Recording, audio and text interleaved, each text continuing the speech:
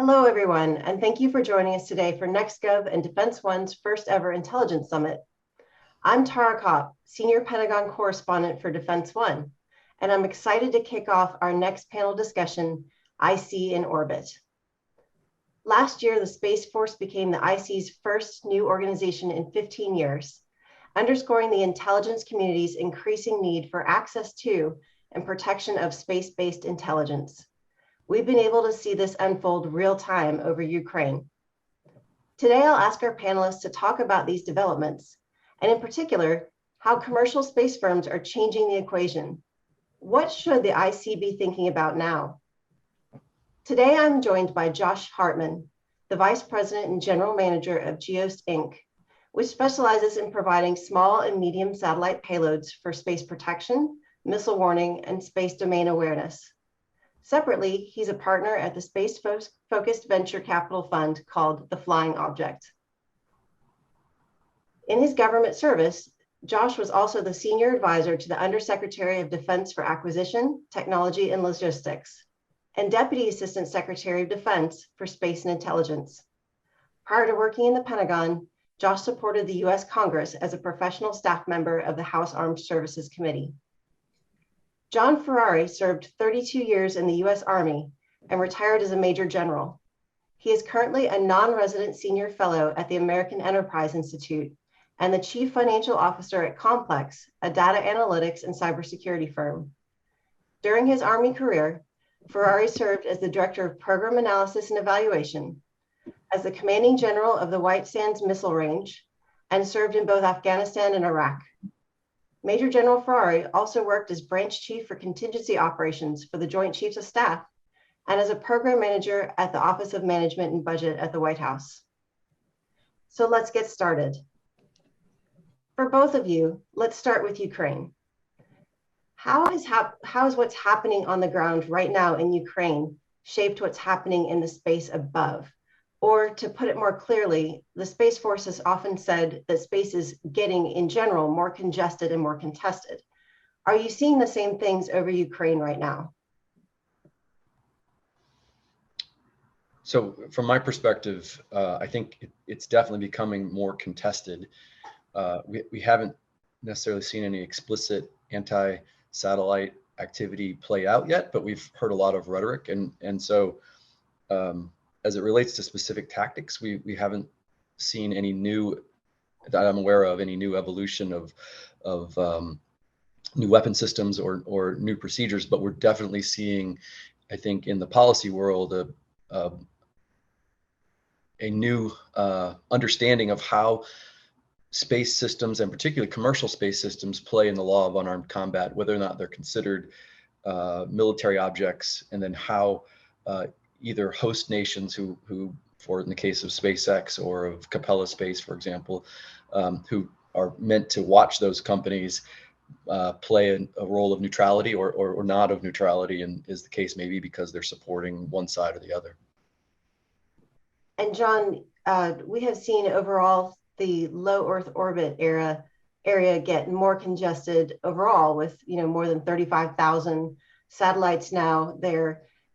How has Ukraine changed that? Are you seeing more firms or more government assets trying to get an overall picture in Ukraine and using this orbit to do it? Yeah, so I think Ukraine is now the tipping point for the battle that's going on inside the Pentagon and the intelligence community about low Earth orbit. And you saw that playing out in the last 5 or 6 years. And it was really a battle between those producing the large satellites that cost billions of dollars. You launch them once a decade. You have a couple of them.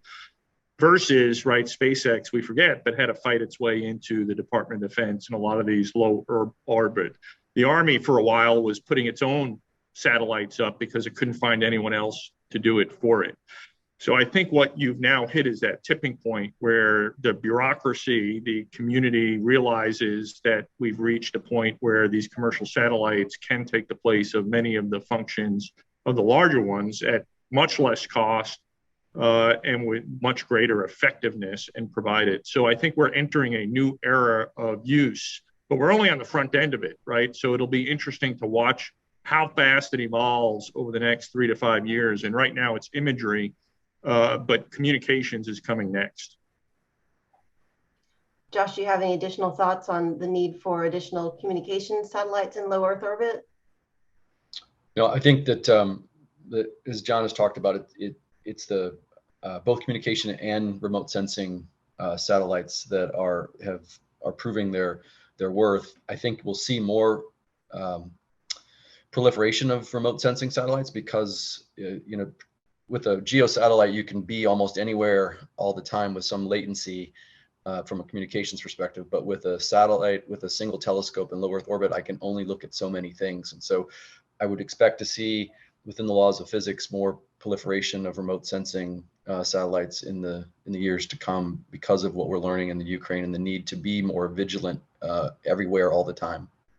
And I think on the communications front, right, we still need more cooperation amongst all the commercial providers, right? Eventually, we need all of these low Earth orbit satellites to be more like cell phone towers. So if you think of your cell phone, you drive around the country, you don't really care whether it's Verizon or AT&T or whoever's it is, right? Your phone can switch between Wi-Fi and that. At some point, we need that to happen with communication satellites. You don't really care who's above you. You can connect to it and then pay by the minute. And right, that means common uplinks, right? The notion you saw, Elon Musk talked about sending in downlink terminals. Well, right, if you need downlink terminals, it's not going to become ubiquitous. But what's made the era of imagery is, right, you can take the imagery off and then spit it out over the internet, over Twitter, and everybody's got it. Right. So I think we're on the front, we're down the road on imagery, but really need a lot more cooperation on communications. Yeah, I think that's a very good point that the proprietary solutions for terminals limit individuals' ability to speak, and as John has said, a warfighter on the ground doesn't care which satellite they're using. They just care about that they're able to get a link. And so there are some companies like Viasat, for example, that are working this kind of a collaboration with SES and with OneWeb to figure out both from GEO and LEO how they can build a ubiquitous path for terminal agnostic users. Okay. Well, for both of you, what takeaways do you think the intelligence community is gathering right now as they observe everything that's happening over Ukraine? For instance, in the last few days when Russia had what it has said were hypersonic missile launches, what is this teaching the IC for what it needs to pursue next in terms of technology or defense for the ability to more quickly gather data? Josh, I'll kick it to you first. So I think the biggest one you've touched is the need for hypersonic situational awareness. I mean, it's not just the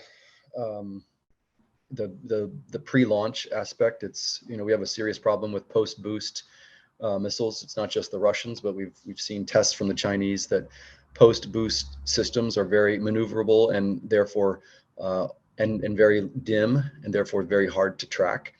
And they pose, they create a whole new threat space and a new set of impacts that we just aren't yet able to capture information on. So the architectures that the Space Development Agency is working quickly to field in their tranche 1 and 2 tracking layers really will become critical to the final solution in order to create that awareness and ability to track at a tactical level.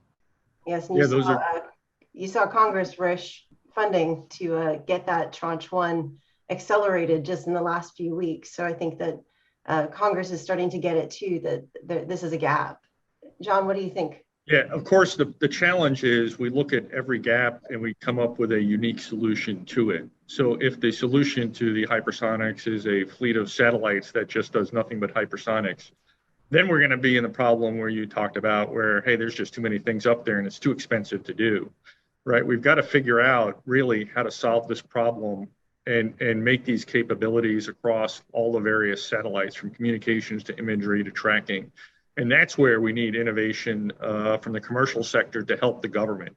The government and the Department of Defense is very good at, okay, I'm the program manager to solve the hypersonics missile tracking system problem, and I will spend $10 billion and we will solve this problem. Well, okay, But that's not really going to, I mean, it'll help us with that problem, but really is not a viable path going forward. And so commercial industry is very good at being effective and has led the way in LEO. And once again, that cooperation, not just on communications, but maybe missions and tracking, that's where we need the innovation to come from. Because, right, the defense will solve this with money for point solutions. So you raise an important point, John, on just the importance that the commercial space industry has really just come into the forefront in the last few weeks, especially when you saw Elon Musk offer the Starlinks for Ukraine. But you raise also a very interesting point. If the commercial space industry, satellite industry, becomes more integrated with the Department of Defense, what conversations need to start happening to determine, is that firm now considered a combatant, or are those satellites, are they legitimate targets? I'd be really interested in hearing both of your thoughts on this. Yeah, so I'll take it first. So I think there are two answers to that. So the first is what we appear to see happening today is what I call the Vegas rules, right? So what goes on in Vegas stays in Vegas, right? So what goes on in the Ukraine, you can jam, right? Nobody's exiting that space, necessarily that battle space. So the Russian effects are, in localized jamming, it's accepted. The broader picture of, right, do they become targets, right? Well, that's a supply chain. That can be any part of the supply chain, right? That's everything from fiber optics to people who make tires and oil, right? That's a different war at that point, right? So, right, if you're attacking the other side's supply chain, of which now these satellites are a important part, right? Now the war has widened and you have different ramifications and you've got bigger problems at that point. My perspective on it is that commercial satellites are part of the infrastructure that the economic, commercial, and military infrastructure that's used on a daily basis. And they, in that same role that a bridge or that a TV station or that a maintenance depot, commercial maintenance depot, plays during the time of war, where it becomes a viable target, commercial satellites also become a viable target. Now, I think the bigger question, which is different than most of the infrastructure that I just cited or made an analogy to, is that, as John has talked about, the items that are in a geographic location are contained in a very local area and largely affect the government of that area. Space systems are not contained in that same way.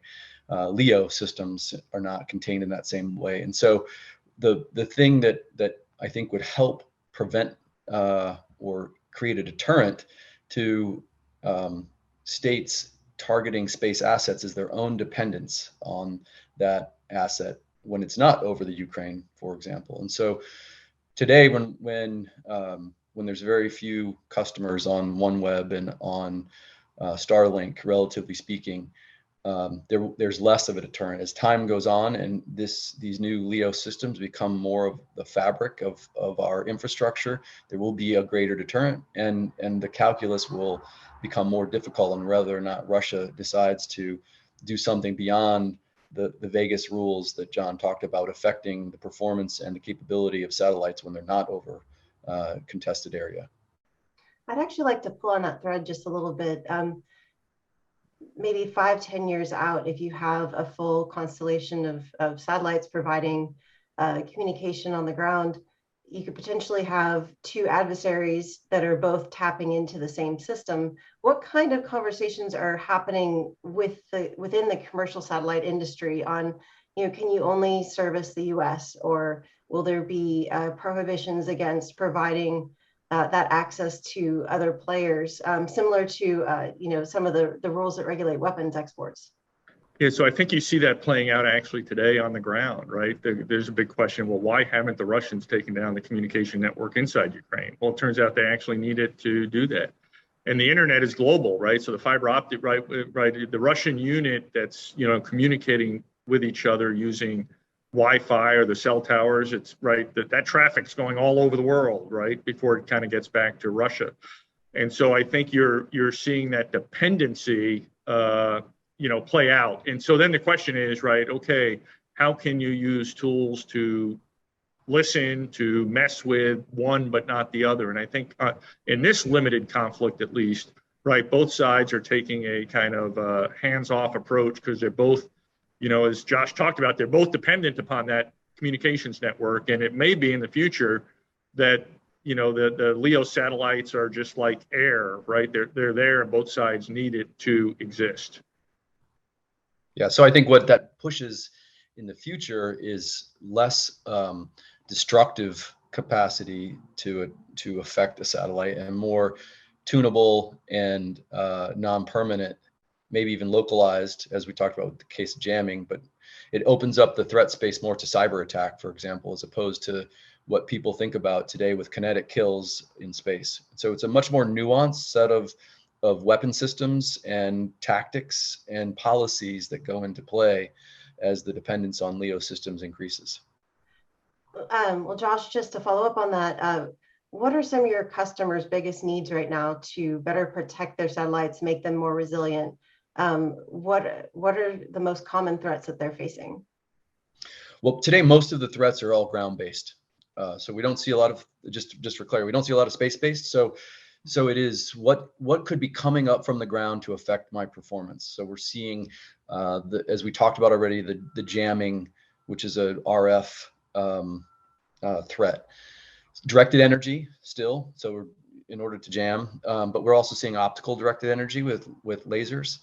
We know that both the Russians and Chinese have fixed sites. We can see in open press where there's postulation about mobile directed energy sites that could drive around the country. We'd have to figure out how to track. But we also still see oddly enough, the kinetic possibilities that are out there. I personally don't put a lot of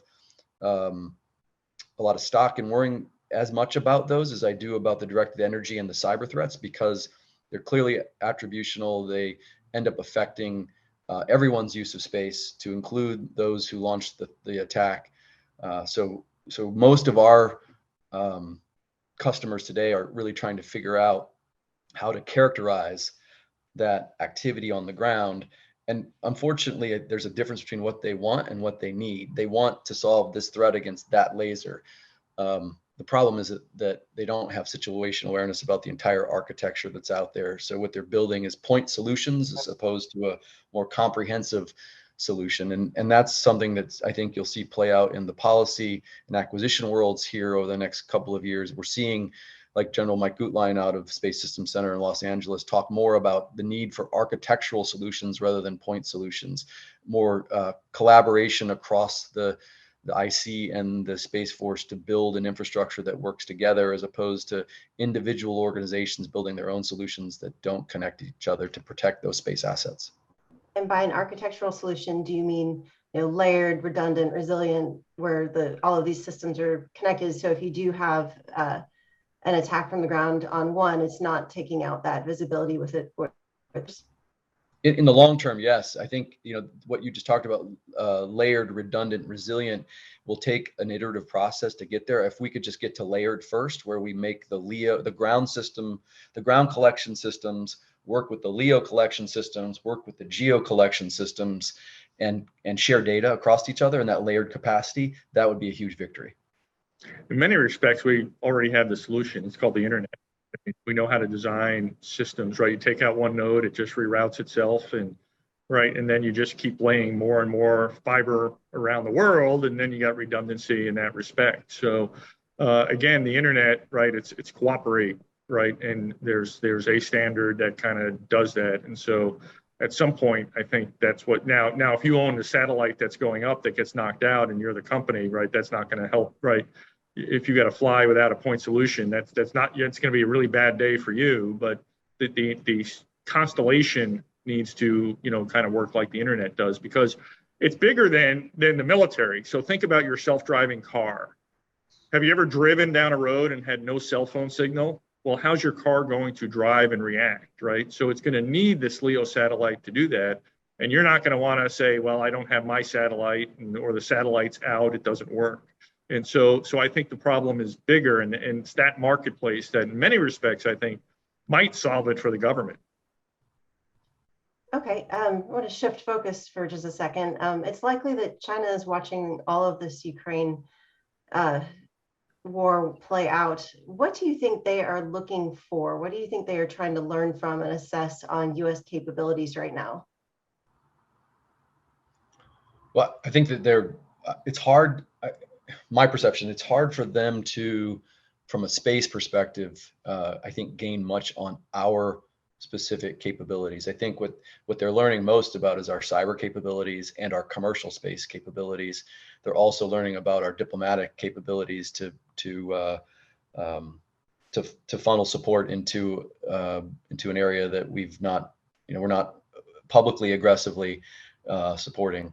So I think what they're learning about is a whole number of things that will shape the how they affect the phase 1, phase 0 kinds of early stage to a conflict activities in future warfare with the U.S.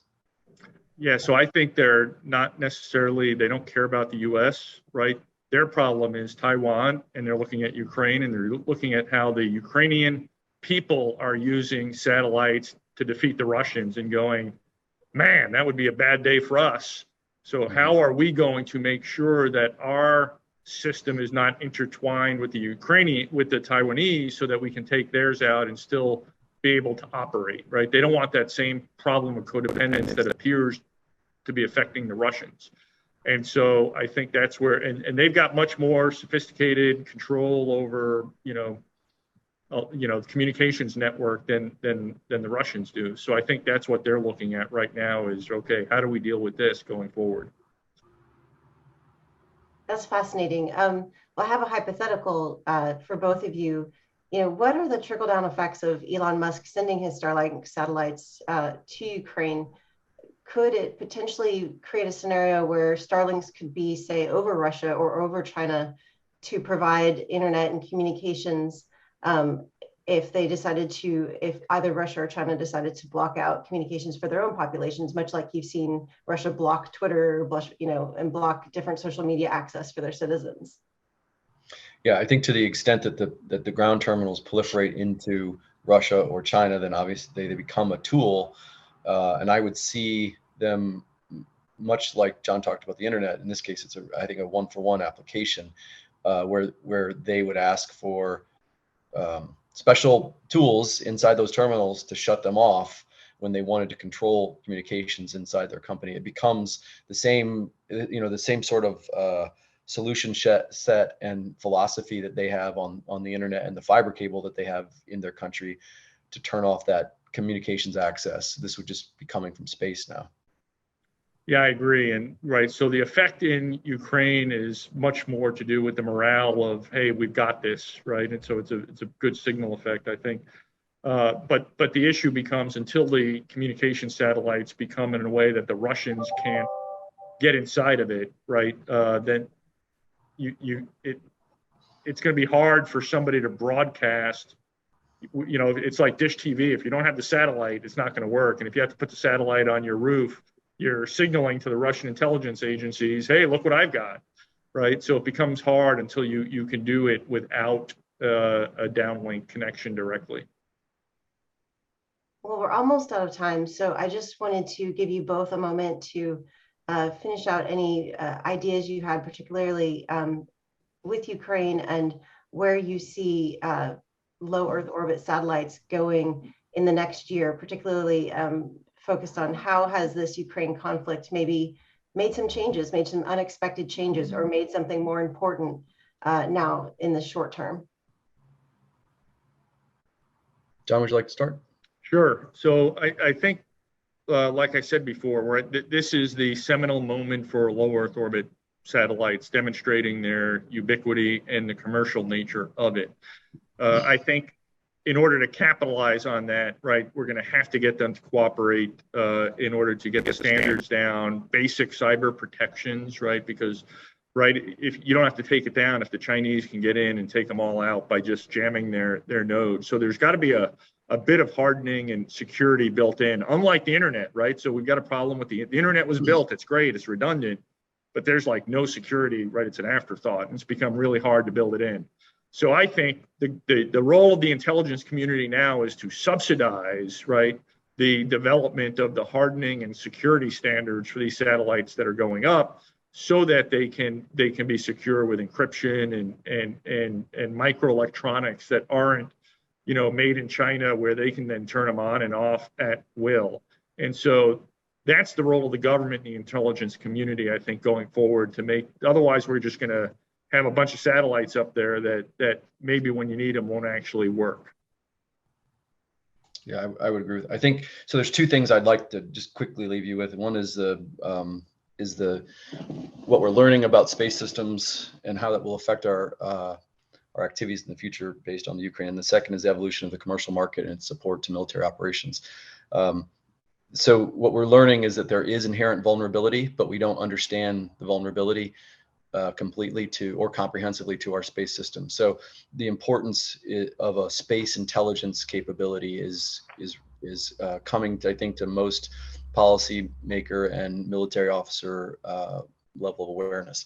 And so I would expect to see the Space Force learn what their, continue the momentum to build out that space intelligence capability across the Space Force and the intelligence community.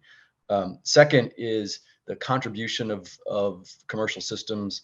I think, to touch on a topic we talked about earlier with hypersonics and the missile warning architecture that SDA is deploying, I believe that is a government-only system, and it will likely remain that because of the mission set that is involved there. Missile warning, which is largely been oriented around the nuclear assurance community, which means that it's a government-owned. It's really, the government feels they must own it, but there are several other mission spaces that commercial can quickly pivot to, and we can use the remote sensing marketplace and the comm marketplace to watch that, or to forecast how that will evolve. And where it was largely at one point a government-owned capability, slowly there was collaboration with the communications and the remote sensing community, and now we see those largely fully accepted and integrated into operations. Whether it's the GEO or LEO satellites for comm, or it's the commercial remote sensing company. The next area I expect to pop is space situational awareness, space domain awareness, space traffic management. These are things that we're seeing a number of companies who are out there, whether it's my own, or it's Exo Analytics, or it's Leo Labs, or Numerica, who are fielding their own systems and collecting highly valuable data that's probably in some cases more than complementary, but actually could replace full levels of capability that the Space Force has. And it's really culture that prevents the full integration as opposed to technology. So I would see that culture will change over time in that area, and we'll see that space domain awareness, space traffic management is something that's really a growing market for the commercial community. Wow. Well, thank you very much, both of you, for an enlightened discussion today. Unfortunately, that's all the time we have for this afternoon. So thank you again for just being with us and sharing your thoughts.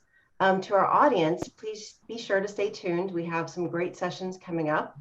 And next, we're going to hear a session from our lead underwriter, ServiceNow. So thank you for joining NextGov and Defense One's Intelligence Summit 2022.